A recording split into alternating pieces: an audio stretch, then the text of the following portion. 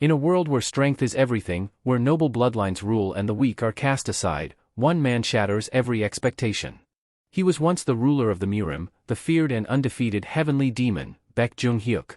Born from endless struggle, forged in blood, and feared across the martial world, he stood alone at the top.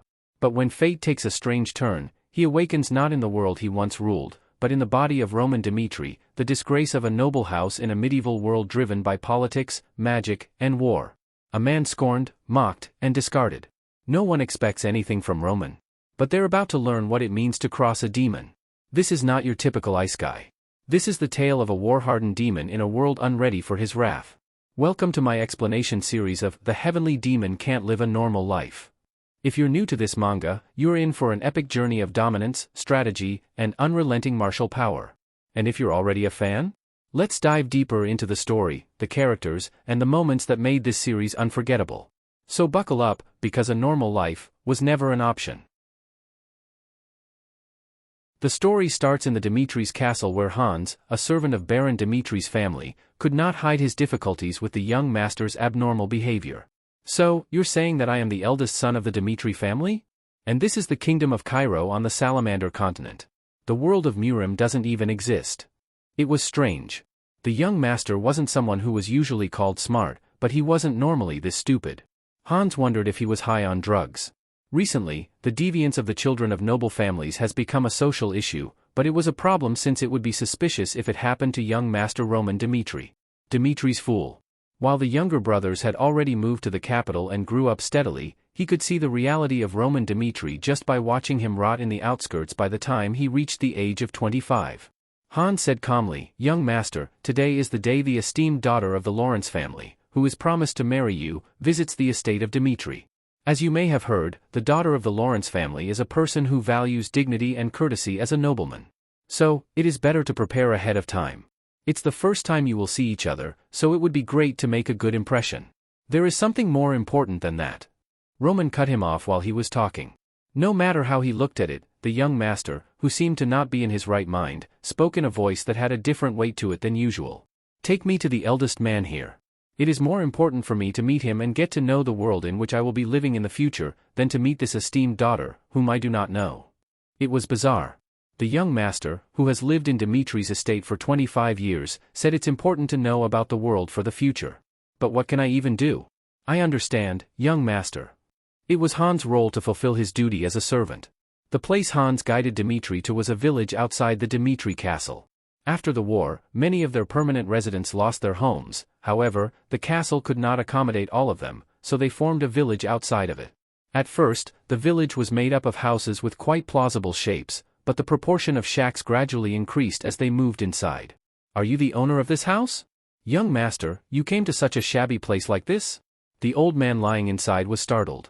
He hurriedly got over the bulky blanket and tried to get up, but he couldn't get up entirely because of an injury. "Sit down and listen." Roman sat down in front of him. The old man didn't know what to do as he sat down on the dirty ground, so he only looked at Roman's eyes. "I want to know everything about Dmitri's estate. What kind of land is this place and what kind of history does it have? It's probably going to be a long story, so why don't we talk slowly while enjoying the alcohol I brought?" Swish. Roman showed a bottle of wine hanging from his waist. Seeing the stunned old man with wide-open eyes, Roman made a smile that melted away his vigilance. Quickly. At the rock bottom of life, Roman chose to adapt to this world in his own way. At first, the old man could not speak properly. However, as he was getting tipsy and Roman showed a serious listening attitude, his vigilance was gone. Lord Dmitri was originally a famous blacksmith. He was running a profit-making business by selling iron pieces he made himself. However, he suddenly got the opportunity to supply weapons to the kingdom of Cairo. There was a war going on for a while, so it was a great opportunity to transcend the limits of one's status. After the war, the lord who received the rank of baron at the award ceremony. The talk was extremely long. Most of what he said was what the eldest son of the Dmitri family should know, but the unbridled old man narrated all the stories he knew at length. Roman's judgment was correct. He asked Hans what the old man liked, and he replied that he couldn't keep a secret while he was drunk, so he purposely prepared a drink to suit his taste. Thanks to him, he was able to get all the information he wanted. He, who was not yet accustomed to the person named Roman, gradually built up new information in his head. Roman Dmitri. No, his real name was Baek Joong-Hyuk. Baek Joong-Hyuk had lived most of his life as the head of the heavenly demon cult, which unified Murim. He was someone who had lived a fierce life as a martial artist. Having accomplished everything he wanted to, he calmly accepted his death. It was a great blessing to conquer all the heavenly beasts one and die, but when I opened my eyes, I was in Roman Dmitri's body. It was absurd. In fact, at the moment of his death, Baek Joong-Hyuk had entered the realm of ascension too. Although divine energy enveloped his soul, Baek Joong-Hyuk did not want a life where he could not live as a human being. So, he refused to climb. Most warriors ultimately want to achieve ascension, but Baek Joong-Hyuk wanted to die as a human. And now, at the crossroads of new choices, Baek Joong-Hyuk quickly accepted the reality he faced. Is this a gift from heaven, or is it God's punishment for refusing ascension? It didn't matter. A new life. A new environment. For Baek Joong-Hyuk, that was important. His last years as the heavenly demon were boring, but the scenery around him gave meaning to his life. People must live with a purpose. Having accomplished everything I wanted to, I could not live like a human being even though I could do everything. Rather, it's a good thing. Roman Dmitri, the kingdom of Cairo, this world full of unknowns will be a new challenge for me. His heart raced. Baek Joong-Hyuk lived a life that will remain in the history of Murim. However, looking back at it now, his life before that, when his life was at risk and fierce every day, made him live as a person rather than in his last peaceful years. He is someone who cannot live normally. That's the kind of person Baek Joong-Hyuk was. This is all I know. The talk was now over. Maybe because it had been a long time, the old man he had seen for the first time felt familiar now. Thank you, it was a big help to me. We will compensate for this separately later. No, young master. Just having a conversation with someone as precious as the young master was a great blessing for me. Baek Joong-Hyuk, no, Roman laughed. It was now time to go back. But, at that moment. Bang! Thump! You bastard! Loud noises were coming from outside.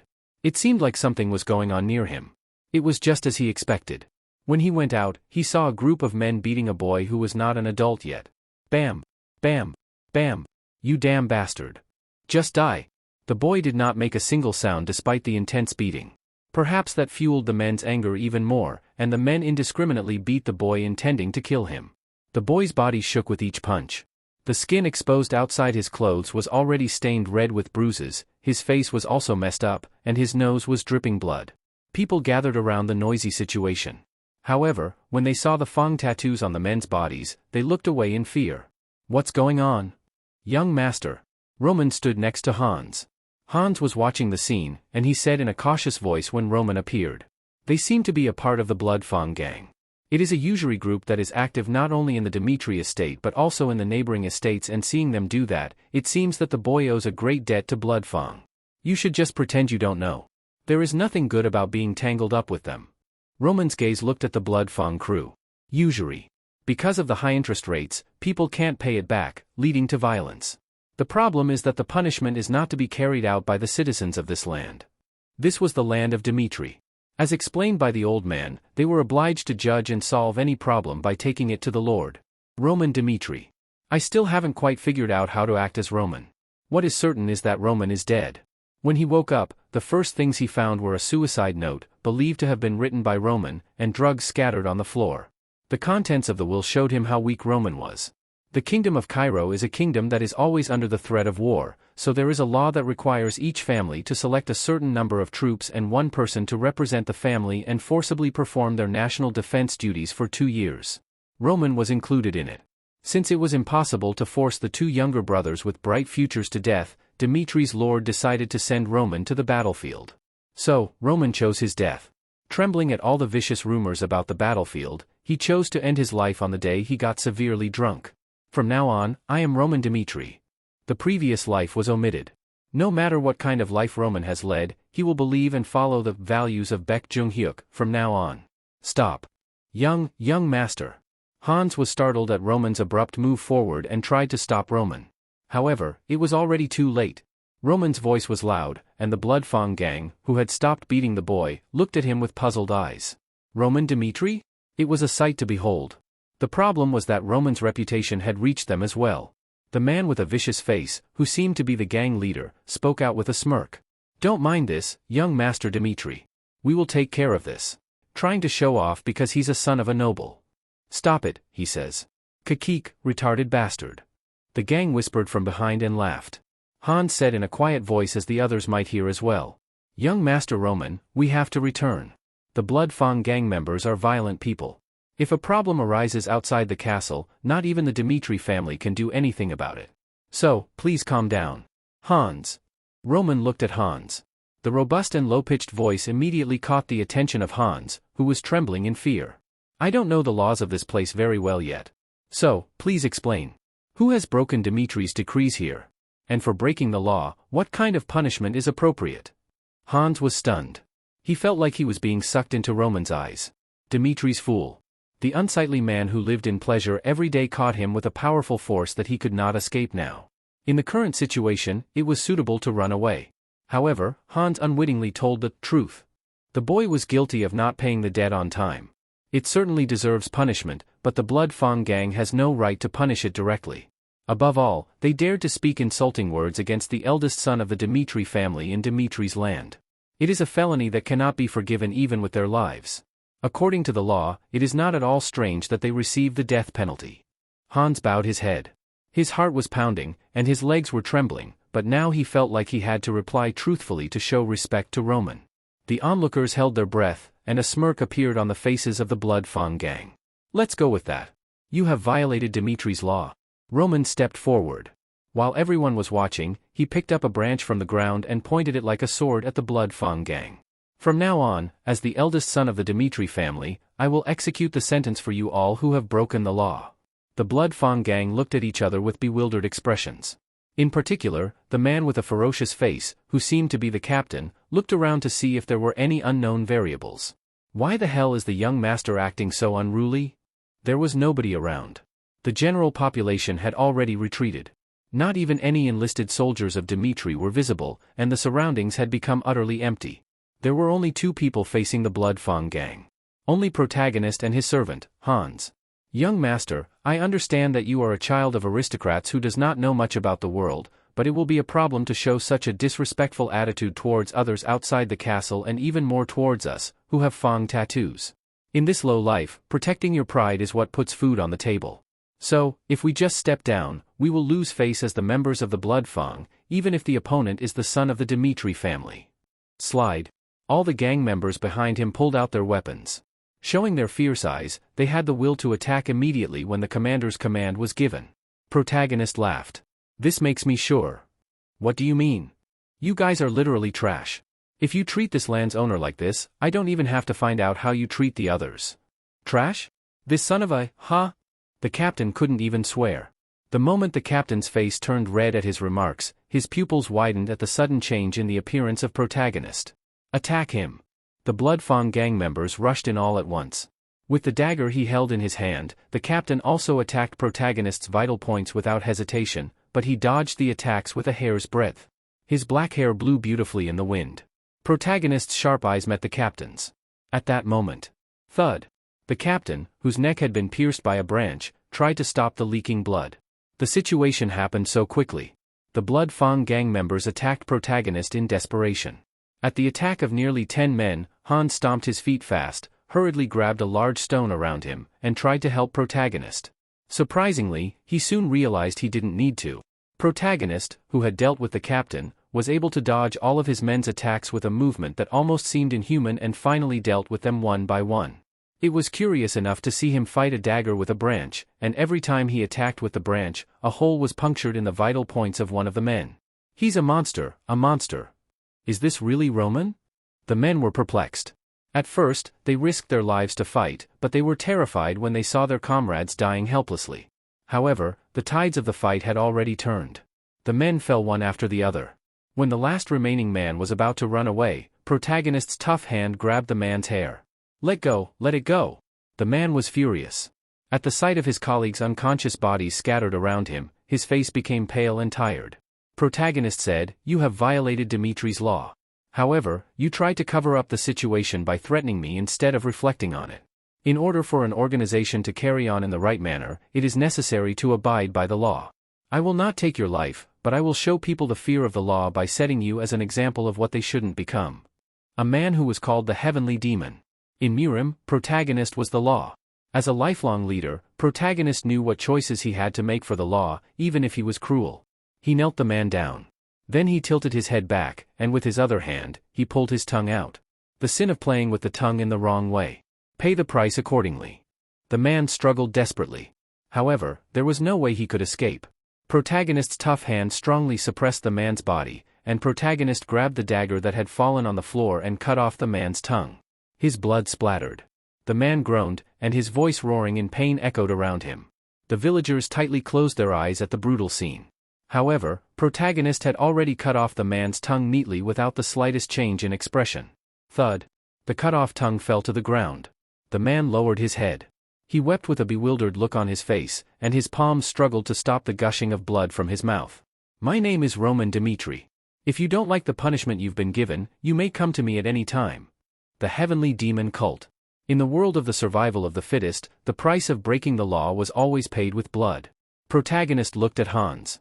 When Hans saw the young master's changed appearance for the first time, he was startled and stepped backward. Call the guards. Report today's events to them, and send troops here to do a follow-up. Ah, I see. It's disgusting. Hans hiccuped.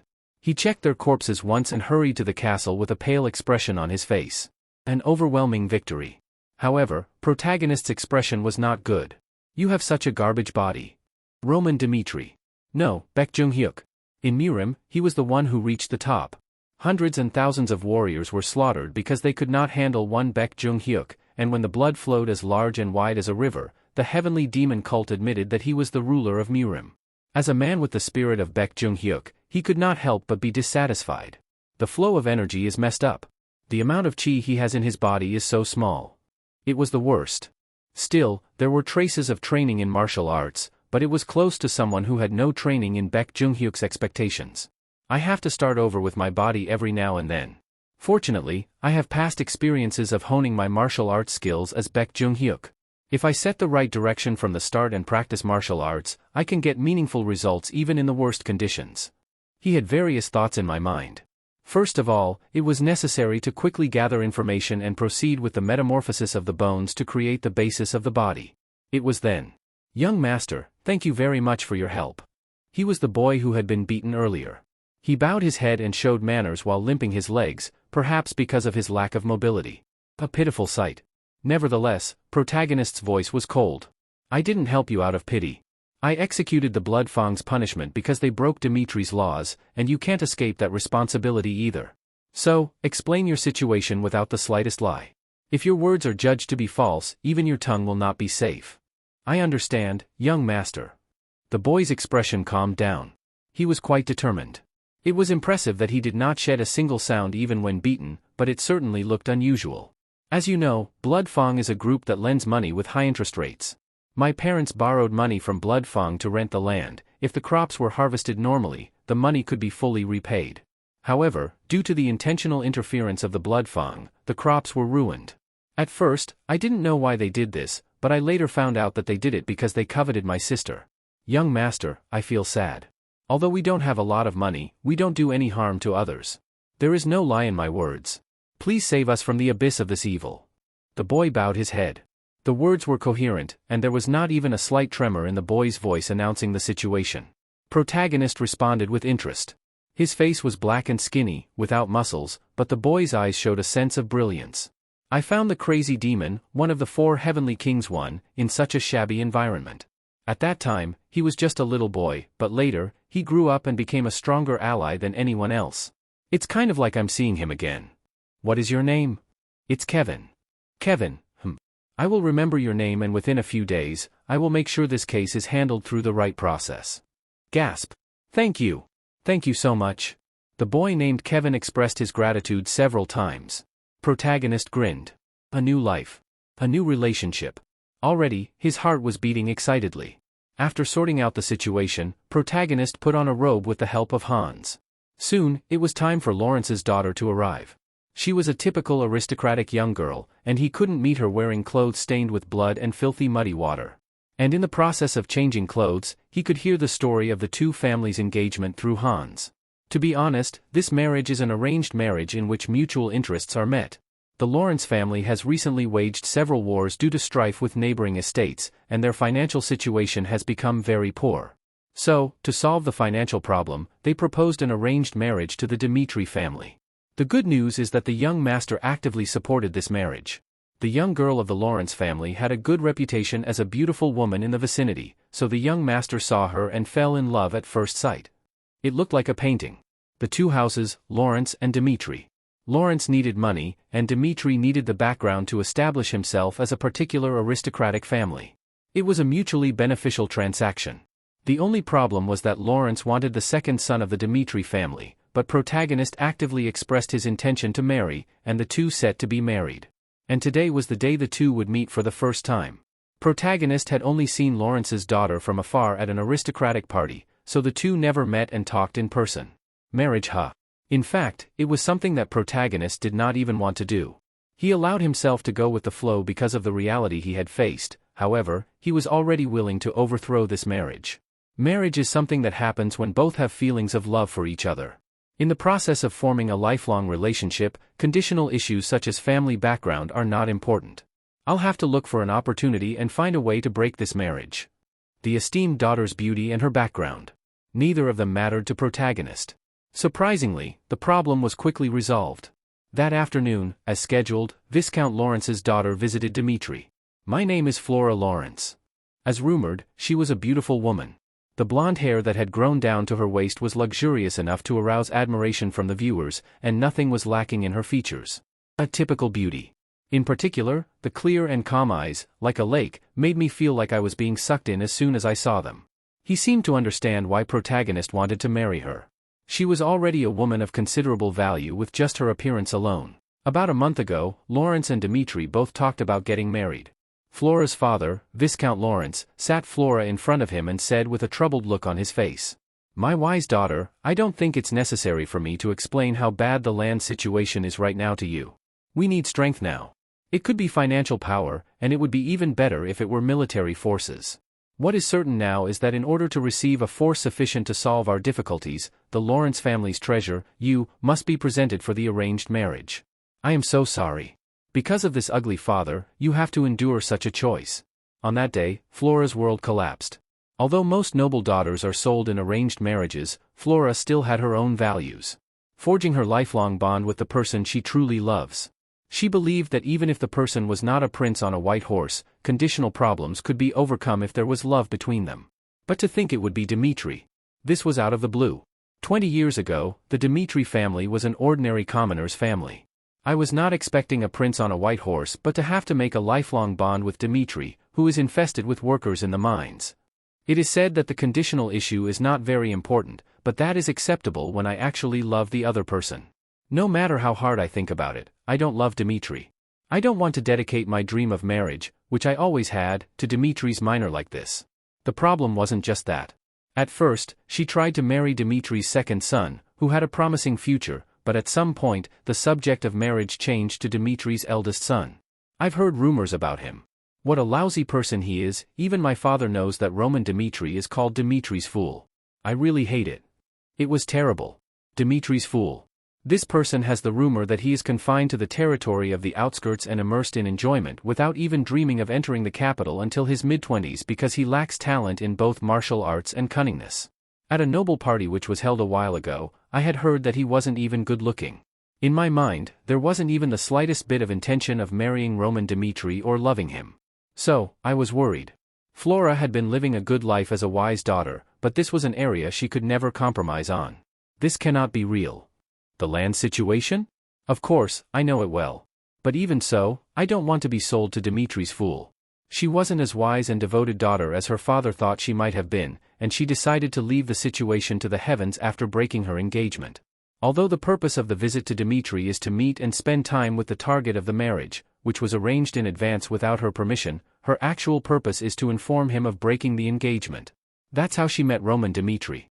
And she was sure. As the rumors say, he's unattractive. His height seemed to be around 170 centimeters. The impression from his dark hair was sharp and manly, but his charisma eroded as his skin was not in great condition. Above all else, there was a strong scent of perfume coming from Roman. Nobles originally liked to use perfume, but right now, Roman had clearly used too much of it. Flora was unaware of the fact that it was Roman's consideration to get rid of the smell of blood. She thought that Roman, who was immersed in pleasure as rumored, had been buried with the scent of a woman. The more she saw him, the more certain she became. Flora said firmly, "I wish that our marriage doesn't happen." Right, he will probably object. As a person who actively argued for an arranged marriage for her beauty, it would take considerable effort to convince him otherwise. Flora clenched her little fist. No matter how Roman Dmitri reacted, she would give her all to persuade him to end this marriage. However, yes, let's do that. Roman's answer was completely unexpected. At the unexpected answer, Flora's eyes widened. Are you really fine with breaking up the marriage? Flora's voice trembled slightly. She tried to manage her expression somehow, but her overall awkward expression showed a sign of embarrassment. I am a human too, so I am well aware of what others are saying about this marriage. You are called Lawrence's flower, the beauty that every man wants, but I, who is called Dimitri's fool, am too lacking to embrace you. So, I thought about it a lot. I pondered every night whether this marriage was the right thing to do, but in fact, our families had already made the decision, so there was no way for me to stop the marriage with just my own opinion. However, that's not the case now. Now that I know what you think, I must go forward with my decision as well. Roman was glad. In fact, from the moment he heard the word breakup, Roman thought that things were going according to his intentions. Flora Lawrence. She was, as rumored, a beautiful woman. However, for Roman, the criterion for judging a woman is not limited just to her appearance. When he was living as Baek Joong-Hyuk, the number of women who would dedicate their whole bodies and mind to him was large enough to cover the Great Sea, the Murim world's apex, and his handsome appearance. Along with that, because of Baek Joong-Hyuk's humane attitude towards people, women tried to win over Baek Joong-Hyuk by any means and methods. Of course, there were also conspiracies from hostile forces in the process. Baek Joong-Hyuk, who had to think a lot when meeting people, naturally put the value of their appearance in the background. She's beautiful, of course. However, that is all. Roman is now in the midst of designing a new life, and he has no intention of carrying the burden known as Flora Lawrence. Flora asked, "Are you really serious? Why would I lie? However, isn't this marriage happening because you wished for it? Originally, I was in a situation where I was getting married to the second son of the Dmitri family, and I heard that you strongly wanted to marry me, so the situation ended up like this. And now you're telling me that you're going to accept the divorce without any conditions? It just doesn't make any sense to me." Pfft. Roman laughed. She was truly a strange woman. In the spirit of persuading him by any means, she asked for the breakup, and when he readily accepted it, she became rather curious. "So, do you want to marry me? That's not it. Then let's not do something that makes each other tired for nothing. I respect your opinion and plan to break up the marriage because we both agreed. Also, I will take full responsibility for the breaking of the engagement. I'm called Dimitri's fool anyway. Even if I get another title as a man who broke his engagement, there won't be any big problems, but it's surely different for the flower of Lawrence, who has a bright future, isn't it? If you were to be the reason for the breaking of the engagement, rumors would be everywhere. I think this should be a satisfactory answer." Honestly, there was no consideration for Flora. A man who broke his engagement. That title will be a good excuse to cut off the troublesome conversation that I might get into in the future. It was entirely for his own sake, but Flora had to take it differently as she didn't know the truth. What the hell is this man? Flora's eyes fluttered wildly. She was embarrassed. According to rumors, Roman's insides are as ugly as his looks, but the more you look at Roman's words and deeds, the more I realize it doesn't match Dimitri's nickname of a fool. One's own clear subjectivity and the ability to act on it. A person who meets at least these conditions cannot be small enough to be called an idiot wherever he goes. Her mind was intricately intertwined. However, the water has already been spilled, and the breakup has already become a reality. The more important the task, the better it is to be dealt with quickly. So, drink some tea and wait. I will go speak to my father about this matter. She couldn't hold Roman back any longer. Seeing Roman walking away so casually, Flora looked at his back with a confused look for a while. Slam. What do you mean? Breaking off the engagement? The reaction was as Roman had expected. The moment he mentioned the word of breaking off the engagement, Baron Romero, the lord of Dmitri, could not hide his exploding anger. It is just as I said. I don't want to do this marriage.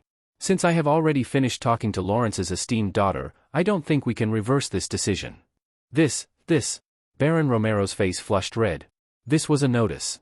Rather than asking for permission to make a choice, Roman had already made a decision and informed him about it unilaterally. What a stupid bastard. Even if people called you Dmitri's fool, I tried to pass on a good environment to you as a father's duty. You are different from my other children.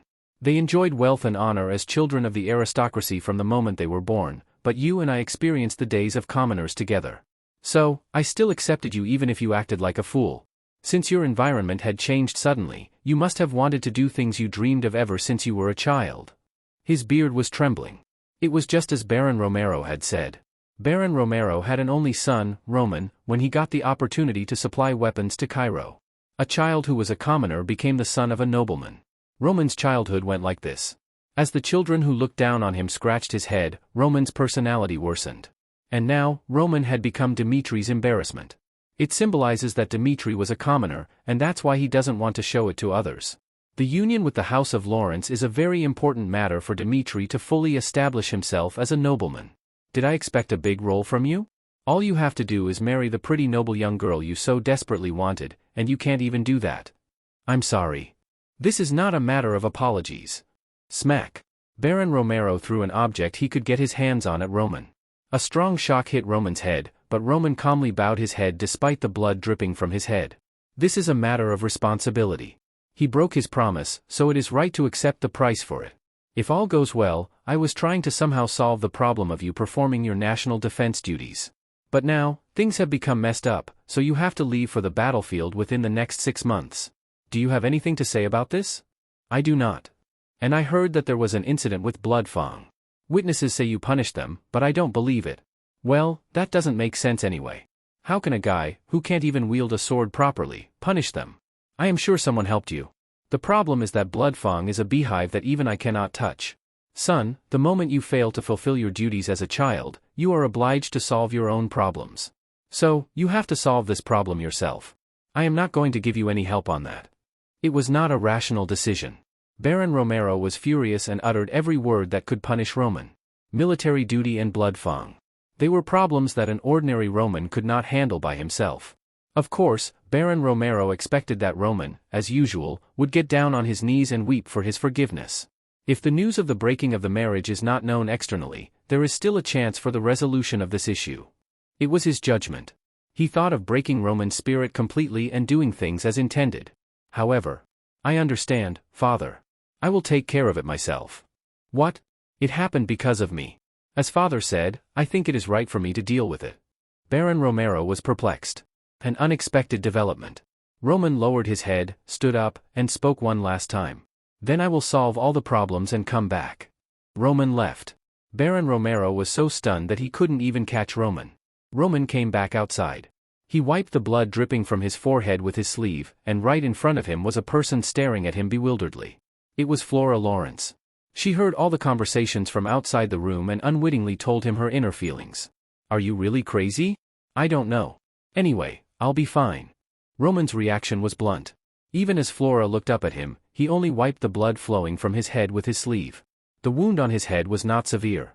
Baron Romero had no intention of inflicting any serious harm, and blood was only dripping from the areas where his skin had torn off. Do you know what you've just done? It's Bloodfang, the Bloodfang. It's a group known to be atrocious in the vicinity. How are you going to solve it without the help of your family? Bloodfang. Their notoriety wasn't limited to Dmitri. There were many incidents in Lawrence, especially the terrorist attack on the nobles, which raised their notoriety. The reason Bloodfang is scary is that it has nothing to lose. They never invade the nobility's realm unless they touch their rice bowls, but if they think the nobility has harmed them, they will not spare their lives and retaliate unconditionally. They're not normal. They even put magic bombs on their bodies and commit suicide attacks. Do you really think you can handle them? It's okay to just tell the truth, so go straight to Lord Baron Dmitri and get down on your knees and ask him for mercy. Why do I have to do that? What do you mean, why? There are plenty of reasons. You're a funny person. Roman sighed and laughed. Roman did not waver while looking at the eyes that seemed to melt the hearts of many men at once. I know what you mean. However, when proposing to break up the marriage, you didn't think about my circumstances at all, but when I said that I would take on all the responsibility and solve the problem myself, then you're worried. Well, that's not right, is it? From the moment you mentioned breakup when you first met me, you had no right to worry about my circumstances. That is the relationship between you and me. Flora. After meeting her, Roman showed respect as her fiancé. He got rid of the smell of blood from his body, sprayed a lot of perfume on his body that was bad enough to distort his expression, and wore a robe that seemed to choke his breath. It was the least he could do to show his courtesy to her. Roman was thinking about breaking up with Flora, but he still didn't want to ruin things by hurting a woman who didn't harm him. However, Flora didn't feel the same way as him.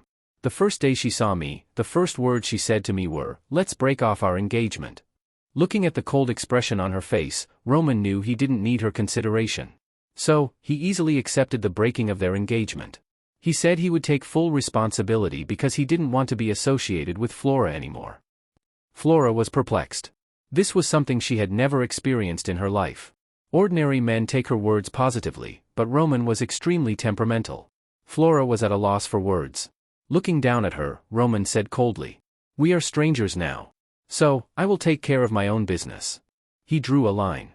Even though it is a flower that many men admire, its value varies from person to person.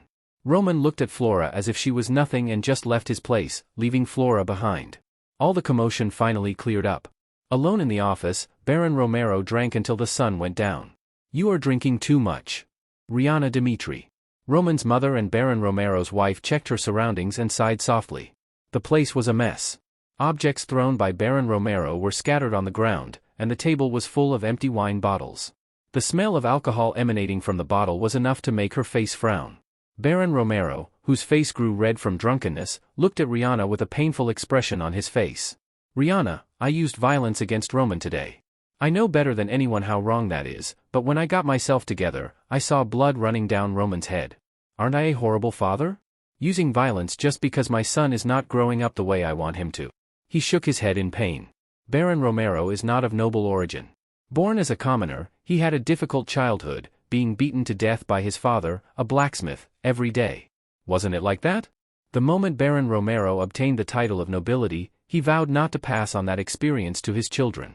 In fact, the three sons lived without knowing any difficulties. The problem was that blind love was also not the right way, and Roman, who had experienced the days of commoners together, was mistaken. A sore finger. That was Roman. Baron Romero, who had never used violence even if Roman was wrong, could not stand it this time. Rihanna walked up to Baron Romero, hugged him, and patted his head. "I don't think violence is the right thing to do," she said. "But when a child strays onto the wrong path, only the parent can correct it. So don't fall for the guilt. The Romero Dmitri I know is a strong man, and he's not the kind of person to sit by and watch his son go astray. I am not as great as you think." Considering that Roman said he wanted to break off the engagement immediately after Lawrence's daughter's visit, he must have received a message of breaking off the engagement from Flora. And yet, I vented my wrath on Roman. Despite knowing that there was nothing he could do about it, he chose a kind way, not blaming Lawrence. "I know your heart. However, there is still a chance to set things right." Rihanna. He knew what she was talking about. From the days when Baron Romero was a commoner, Rihanna always offered him a smart way. "Are you talking about Bloodfang?" "Yes. Roman is a proud child. So, that child must have said that he was going to deal with Bloodfang alone. But if you leave it like this, you never know what will happen. So, you must protect Roman." "Yes, you are right." Baron Romero nodded his head. "Bloodfang. I didn't think Roman could handle a group that was reputed to be atrocious. Since I didn't know what would happen if he picked a beehive for nothing, I needed a countermeasure for Roman's safety." Rihanna said, "Why don't you call the Knights Commander, Jonathan? Even Roman will not be able to handle the task alone, so he will surely try to convince the Knights Commander. Then, Captain Jonathan will just pretend he can't win and deal with Roman's wishes." "You are right. Jonathan is the leader of the Dmitri Knights and a powerful person who uses the 3-star Aura 1. If it's him, we can trust him." Baron Romero called his servant. "Call the Knights Commander, Jonathan, right now." "Understood, my lord." However, there was one thing they had overlooked. Roman Dmitri. The fact that he wasn't the same son whom they knew before. He risked his life for the words he spit, and that was the new Roman they would soon come to know. A few days later, Roman left the inner city. As Hans accompanied him without any security, he followed Roman's steps, but he could not hide his worries. "Young master, going out like this is really dangerous. The Bloodfang gang is a heinous group that has also waged terrorism against nobles. They must have been thinking of retaliating against the young master for the last incident, but what would happen if you walked the streets openly and without security? Please head back to the inner city." It was as Hans said. In the past few days, Roman researched about the Bloodfangs and learned that they were a famous dangerous group. Roman said, as you said, Bloodfang is a dangerous group. It's an organization whose stronghold and size of forces are unknown. People cannot help but fear them because they do not know when and where they will attempt terrorism. Nevertheless, that's it. At what point do you think this Bloodfang group gained this level of power? I don't know. It started by accident. The Bloodfangs once waged wars with the usury powers that opposed them and gained notoriety by brutally killing them. That was the start. Notoriety bred fear, and they realized how efficiently they could use it to get things done. It was a strange thought. Hans looked at Roman with an expression like he did not understand English. Still, it's dangerous, isn't it? It is. Roman sighed and laughed. That's right. Bloodfang is seriously dangerous. Notoriety swelled up, and in order to protect that notoriety, they had to do something worthy of the notoriety. Even in Murim, those with nothing to lose need to be careful, but the problem was that the current Roman was the heavenly demon. Heavenly demon. The apex of his cult. What happened for something from dirty muddy water to reach the top spot? Suicide bombings? That was a typical day. There were dozens of assassins attacking him every day, and the poisonous eyes that promised to curse him to death were so many that he couldn't even remember them. Baek Joong-Hyuk is a person who overcame such adversity and rose to the apex of the cult. If the opponent looked directly into his eyes, he would gouge their eyes out, and if they cursed him, he would cut off their tongue. That man is now Roman. Bloodfang's notoriety did not bring any fear to Roman. Let's go over there first. Huh? Roman stopped walking. Seeing Roman suddenly entering the restaurant, Hans followed Roman while panicking. The food came out quickly. The variety of foods that filled the table had a fragrant smell, but Roman spoke to Hans in a calm voice. I'll go out for a while. You should eat and wait here. What do you mean? Hans, who was drooling, was surprised. What do you mean go out by yourself? Doesn't that mean you want to become prey for Bloodfang? From now on, I have to deal with it myself. You don't have to be in danger. It can never be. Even if I am in danger, I cannot send you alone. Hans was adamant. At any moment, Hans was ready to run out with Roman, with a steak knife in hand. Roman let out a laugh. Hans. He was truly a good person. Leaving aside the barriers of being a master and a servant, at least he was genuinely concerned for Roman's well-being. Roman said, "You are my person. Am I right?" "Of course, I am the young master's person." "Then do what you can for me. I do not wish for meaningless sacrifices. Doing what you cannot do is not for me, but for your own greed. So all you have to do is sit here and enjoy the food as I commanded you. Just coming out here with me was enough for you to fulfill your role." Roman. Living a new life, he built a fence. And, for the first time, a man named Hans was put inside it. His identity doesn't matter to him. Roman accepted Hans as his man, and from now, his life will never be taken lightly. I will be back soon. Finally, Roman got up from his seat. Hans was left alone. He repeated Roman's words with a shocked expression on his face. "You are my person. Young Master Roman." I've never heard anything like this while serving him. Seeing him sincerely accepting him, who was only a poor man, Hans was moved without realizing it. I have to let them know about this. We can't allow young Master Roman to die like this. I don't know what he's thinking, but if he goes out alone, there's a good chance something will happen. Hans sprinted out of his back seat. Dmitri Knights. Now was the time to tell them that Dmitri's young master was in danger. When even Hans left the place, the food that had lost its owner grew cold. The outer castle. This is a place where ordinary citizens live. Unlike outside the castle, it was not a slum but had well-made streets, restaurants, and a plaza where people could rest. In particular, the statue of Hephaestos, located in the center of the square, was a symbol of Dmitri. It's noisy. The surroundings were noisy. A large crowd was coming and going, and it was crowded with people selling things and others trying to buy stuff from them. Roman walked down the street. Of course, there were many people who recognized Roman.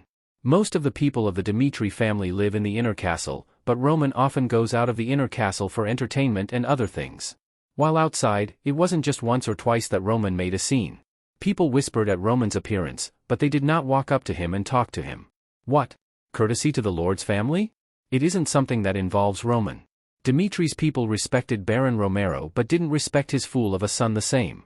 Since I, Roman Dmitri, the target of revenge, am roaming the streets without a single guard, the Bloodfang should soon get to know where I am.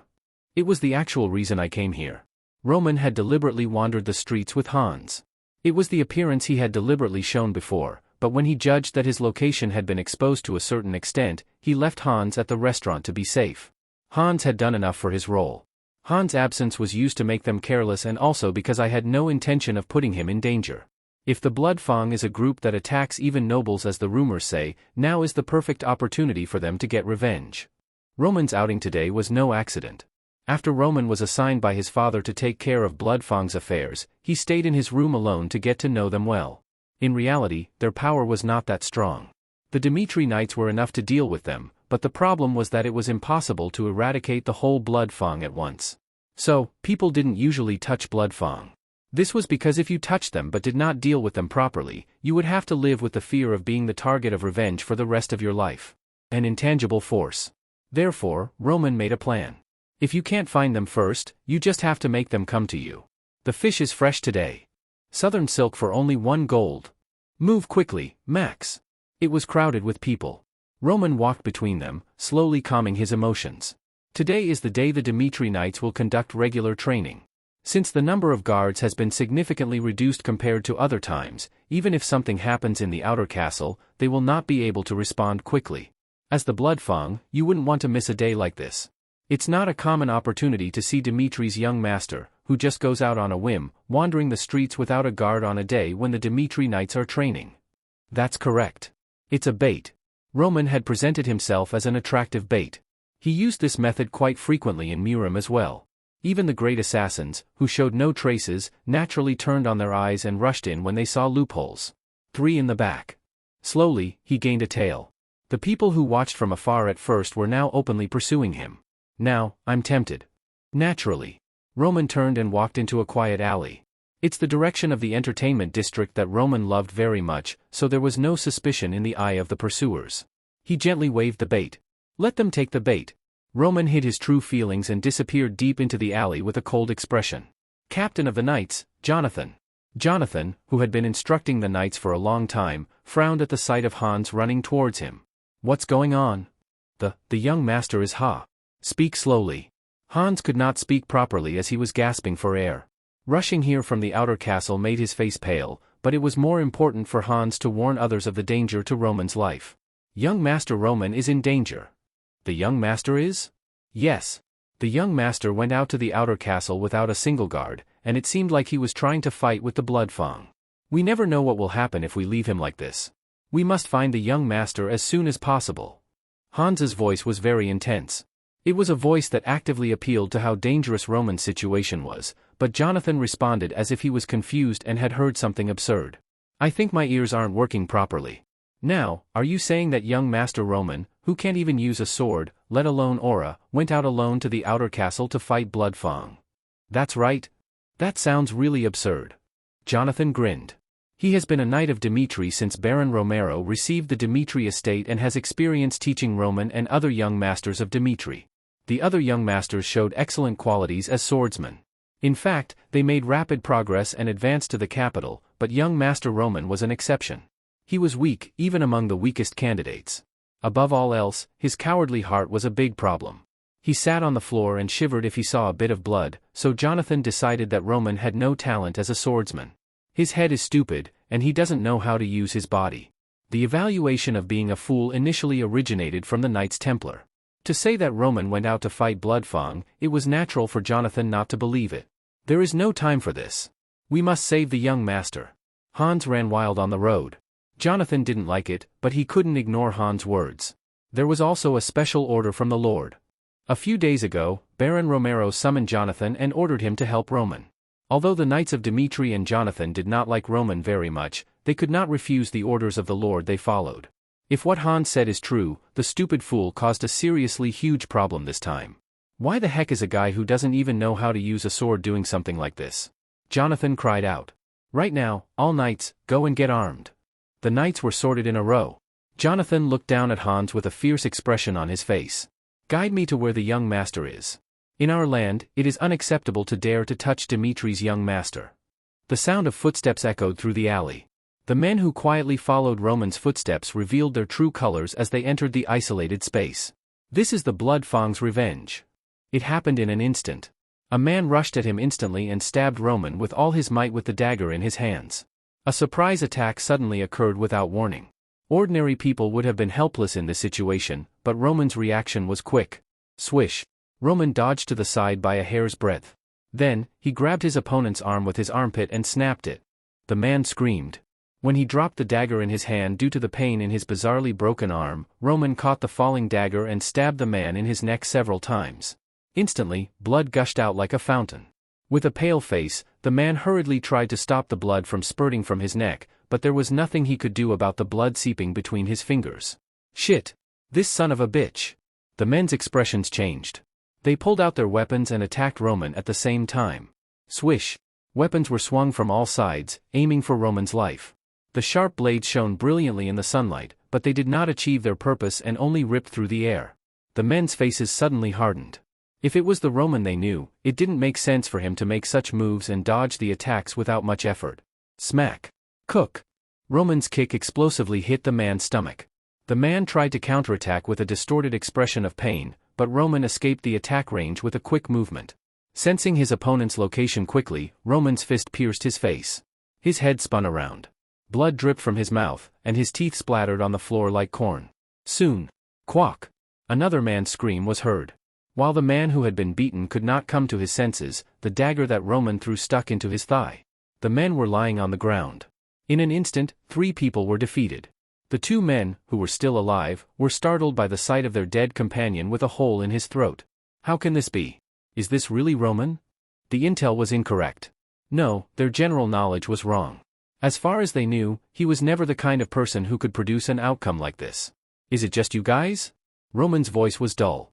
Roman wiped the blood off his face as if nothing had happened, and he looked around to understand the situation. There are no other enemies. At least, Roman's senses were saying that. There is no one capable of avoiding my senses in Bloodfang. In the next few days, Roman made a leap in physical development in just a short period of time. It was impossible for ordinary Murim members, but nothing was impossible for the heavenly demon who stood at the top of Murim.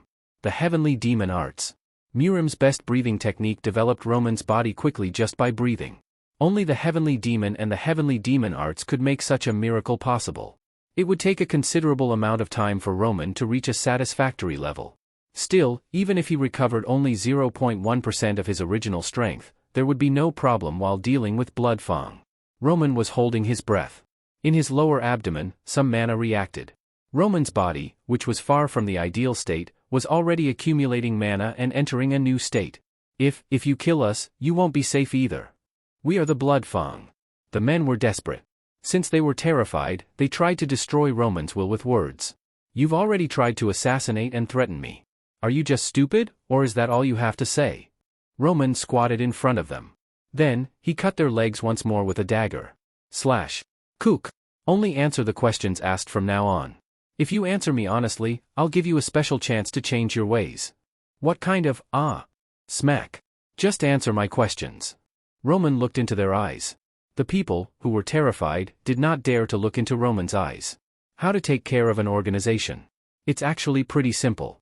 When you cannot know their true nature, you will figure out the leader at some point if you kill them one by one from the bottom. Roman laughed. Who is your superior? The conversation was short. The Bloodfang gang tried to keep the information secret, but they immediately gave out the information as soon as the torture began. He cut off the knuckles of the fingers. They could not hold out any longer when their eyes were being gouged out. There is a pub called Don's Do. We get our missions from there. If you say a special code, that's when they give you a mission, so we don't know more about it. Good. You should just have told me something like this first. Then, are you going to spare our lives? No, the only way to rehabilitate garbage is death. Stab. He pierced the man's heart with a dagger. There was no guilt. The heavenly demon cult was a place of survival of the fittest. Showing mercy to the enemy was not a virtue of the heavenly demon cult. Roman wiped the blood from his face with his sleeve and walked back into the bustling streets. One by one. Roman started laughing. He knew that he wasn't a good person. His heart was pounding. The feelings he could not feel when he reigned supreme in the world came alive after a long time and stimulated his senses. While the Dmitri knights went wild, Roman walked alone towards the lair of the Bloodfang. We will finish this chapter here. Next chapter will be out soon, so stay tuned.